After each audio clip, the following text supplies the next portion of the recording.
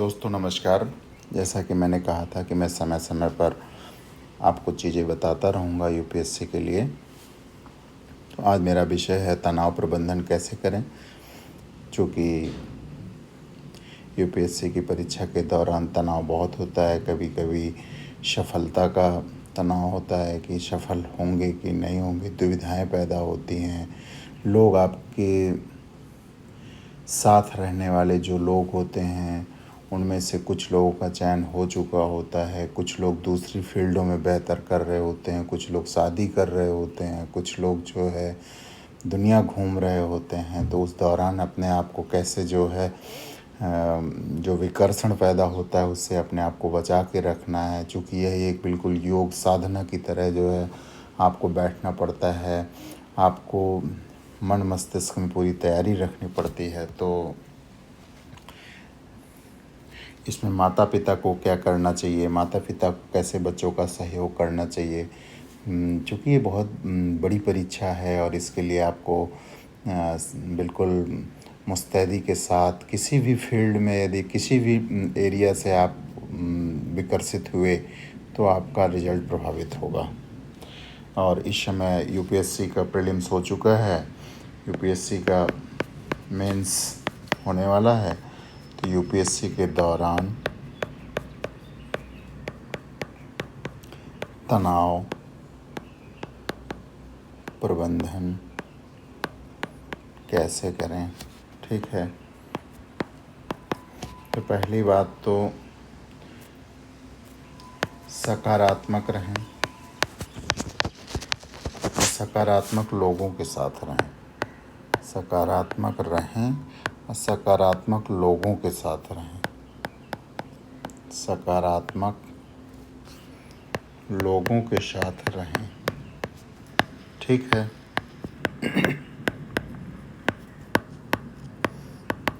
दूसरी बात यह है, अपनी जो दिनचर्या है, अपनी दिनचर्या उसको नियमित रखें।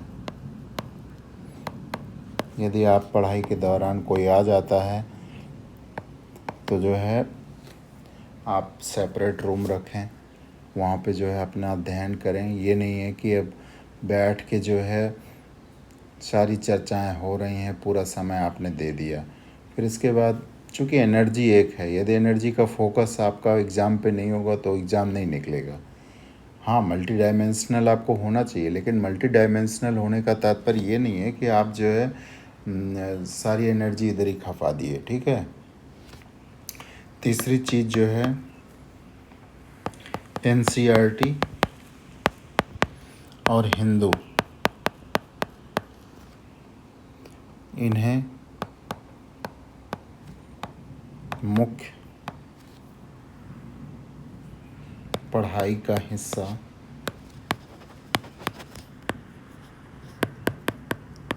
बना कर रखें, ठीक है। चौथी बात यह है कि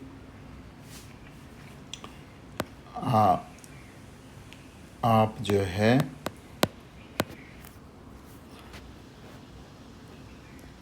आईएएस या पीसीएस का भी मुख्य परीक्षा के ओल्ड ईयर क्वेश्चन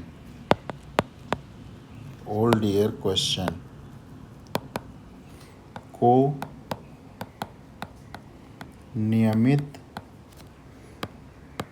रूप से लिखें। पहली बार में आप एग्जैक्ट आंसर नहीं लिख सकते, लेकिन नियमित रूप से यदि आप लिखेंगे तो धीरे धीरे आप एक बेहतर आंसर लिख पाएंगे।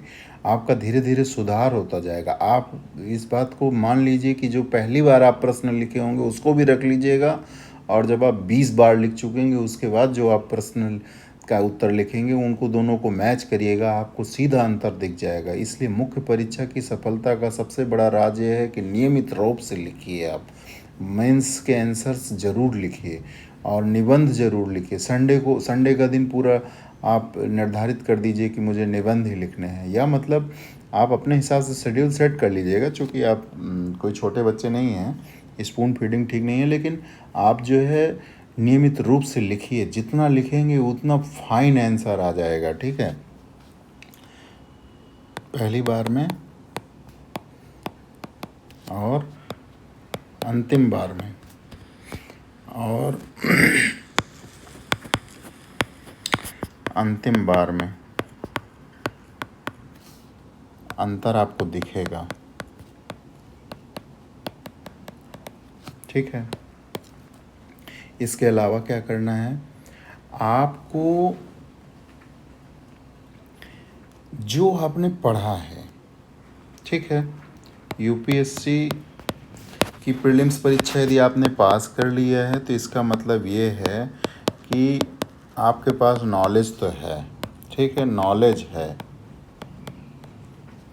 लेकिन इस नॉलेज को आपको लेके पहुंचना है एग्ज़ाम हॉल में। ठीक है, नॉलेज आपके पास बहुत ज़्यादा है और हमारे पास समय बहुत कम है। समय कैसा, 3 घंटे का पेपर है, 3 घंटे में ही हमें इस चीज़ों को देनी है और उस विषय से संबंधित आपको बहुत सारा नॉलेज है। तो आप इस बात को समझ रहे होंगे कि यहाँ पर पढ़ाई अब मायने नहीं है। अब यहाँ पर चीज़ों को प्रेजेंट करने का तरीका, कितनी कम चीज़ों में भी हम चीज़ों को लिख पाएँ, कितनी ज़्यादा चीज़ों को भी समेट के लिख पाएँ, ये बहुत ज़रूरी है। ठीक है, तो आपको क्या करना है, नियमित ब्रीफिंग, ठीक है, और एक्सपेंशन आना चाहिए, एक्सपेंशन ऑफ कंटेंट, ठीक है, आना चाहिए। किसी चीज़ को कैसे मुट्ठी में बंद कर लेना है और किसी चीज़ को कैसे जो है बिखेर देना है आसमान में, ये कला आनी चाहिए। आईएएस को ये कला आनी चाहिए। यदि ये कला नहीं आती है तो फिर मुश्किल खड़ी हो जाएगी, क्योंकि उसी विषय को यदि निबंध में पूछा गया तो आपको 1000-1200 शब्द लिखने हैं, और यदि उसी शब्द को जो है क्वेश्चन में पूछा गया तो 200 शब्द में लिखना है। ये चीज़ जो है आपको आनी चाहिए। ठीक है, तो ये कैसे आएगी, इस बारे में यदि आप सोच रहे होंगे कि कोई जादू की छड़ी है, तो ऐसा नहीं है। इसके लिए आपको नियमित रूप से लिखना पड़ेगा, नियमित रूप से ब्रेन स्टॉर्मिंग प्रोसेस करना पड़ेगा, नियमित रूप से आपको जो है मतलब न्यूज़पेपर्स और एनसीईआरटी इन सब चीज़ों को आधार बना के चीज़ों को लिखना पड़ेगा, तब आपको आएगा। शब्दों, उसमें जो टर्मिनोलॉजी यूज होती है, टर्मिनोलॉजी को का अर्थ क्या है, वो चीज़ देखनी पड़ेगी। ठीक है, और छठी चीज़, योग, प्राणायाम करिए, 10-5 मिनट 15 मिनट जो भी आप कर सकते हैं। ठीक है, इसके बाद क्या करिए, आप जो है मतलब अपने खाने पीने में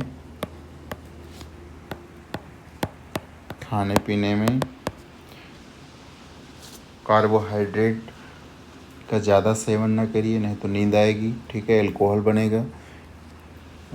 कार्बोहाइड्रेट में क्या क्या आता है ये आपको बताने की ज़रूरत नहीं है। ठीक है, आप जो है जूस लीजिए, ठीक है, फ्रूट्स लीजिए, वो चाहे ड्राई हो और या चाहे ताज़े फल हों। ठीक है, आप जो है प्रोटीन लीजिए और कम लीजिए, इतना अधिक मत ले लीजिए कि जिससे कि जो है आप बैठ ना पाएँ। ठीक है, तो ये चीज़ें करिए। माता पिता से जो है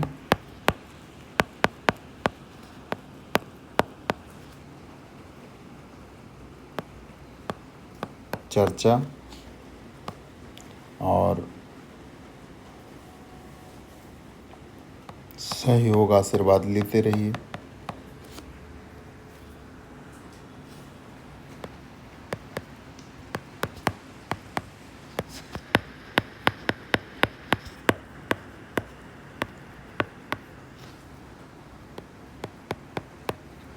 ठीक है। आपको जो है अपने पास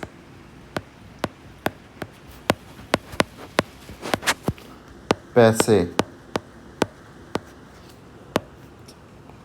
स्वास्थ्य और अन्य अनिवार्य ज़रूरत के लिए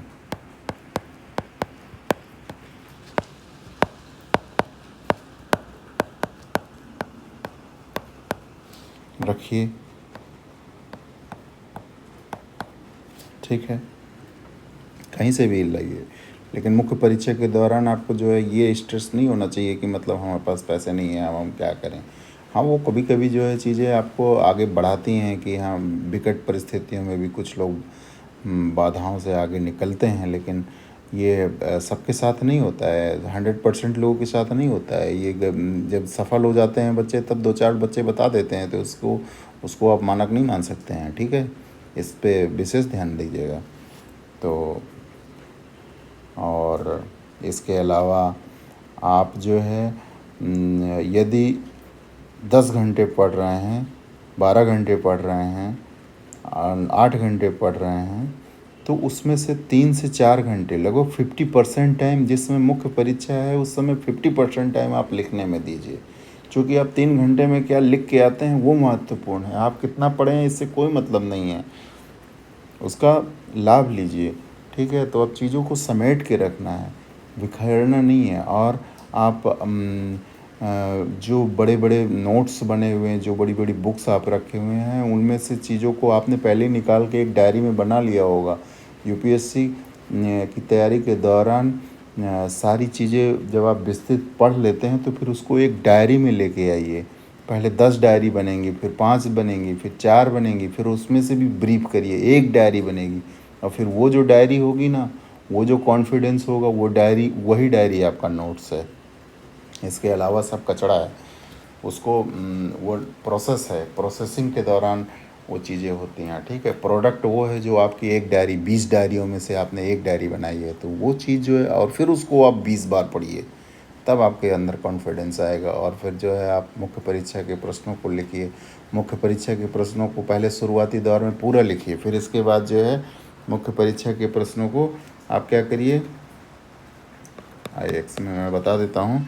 मुख्य परीक्षा की आप सीधे जो है ब्रीफ बनाइए, मतलब प्रस्तावना में क्या लिखा जाएगा, मुख्य बॉडी में क्या लिखा जाएगा, निष्कर्ष में क्या लिखा जाएगा, ये बस इतने पॉइंट लिख लीजिए। इतने पॉइंट लिख लेंगे तो आपके दिमाग में आ जाएगा कि इस प्रश्न में ये लिखा जाना है। अच्छा, तो फिर आपको जो है पूरे चीज़ें एक्सपेंशन करके लिखना नहीं पड़ेगा, तो आपको आपका समय बचेगा, और समय बचेगा, समय तो बड़ा कीमती चीज़ है, क्योंकि इस 2 महीने 2.5 महीने में ही, 2 महीने में ही सारा खेल हो जाना है। तो आप सारी चीज़ों को समेट के ले जा पा रहे हैं कि नहीं ले जा पा रहे हैं, ये बहुत महत्वपूर्ण है। और इसमें बहुत तनाव होता है, तो उसको जो है नियमित रूप से, और लाइट मूड में रहिए, बहुत डीप मूड में मत जाइए, नहीं तो जो है डिप्रेशन हो जाएगा। और नियमित रूप से प्राकृतिक जगहों में टहलिए, और अनावश्यक बातें मत करिए, एनर्जी बचा के रखिए। ठीक है, ये सारी चीज़ें आपको ध्यान देना है। और माता पिता से मेरा रिक्वेस्ट है कि बच्चों के ऊपर इस दौरान दबाव ना बनाएं अपने। और पहले तो मैं इस बात से ही खिलाफ़ हूँ कि अपने सारे सपने बच्चों के दिमाग में लाद देना, क्योंकि बच्चे विकृत हो जाते हैं। उनके अंदर जो क्षमताएं हैं, प्रकृति ने हर व्यक्ति को एक अद्वितीय रूप दे रखा है, अद्वितीय बना रखा है, उसको यदि हम जो है अपने अनुसार ढाल देंगे, ठीक है, हमारी जिम्मेदारियां हैं, हमारे समाज की जिम्मेदारियां हैं, हमारे भी कुछ सपने हैं, हमने भी कुछ किया है, तो हम भी चाहते हैं कि हमारे अनुरूप हो। लेकिन सारी चीज़ें उस बच्चे के मन मस्तिष्क में मत ला दिए, उसको खिलाइए पिलाइए, उसके साथ सहयोग करिए, देखिए कि वो उसके क्या सपने हैं, उसको कैसे पूरा करवा सकते हैं। क्योंकि जब आप आपकी खुद की ज़मीर पे कोई पेड़ उगता है तो उस पेड़ की लाइफ अधिक होती है। यदि हमारा खुद का कोई ज़मीर नहीं है तो बच्चा कुछ दिनों बाद अस्तित्वहीन हो जाएगा, उसके अंदर वो विचार नहीं पैदा होंगे, उसको हम विकृत कर देंगे। और हर बच्चे की क्षमता अलग अलग है, उसकी तुलना मत करिए कि जो है बगल वाला लड़का इतना कर रहा है, उतना कर रहा है। ठीक है, क्योंकि जो है अंतिम पॉइंट है ये, जो रविन्द्रनाथ टैगोर जी को मैं पढ़ रहा था, तो उसमें उन्होंने एक चित्र बनाया था, तो उसमें वो दिखा रहे थे कि मतलब एक पेड़ के नीचे एक हाथी बैठा है, एक कुत्ता बैठा है, एक शेर बैठा है, एक गाय बैठी है, एक गधा बैठा है, एक जो है बिल्ली बैठी है, एक चूहा बैठा है। और उसके लिए हम एक करिकुलम बना देते हैं कि इस करिकुलम में चलना है सभी सभी को लिए।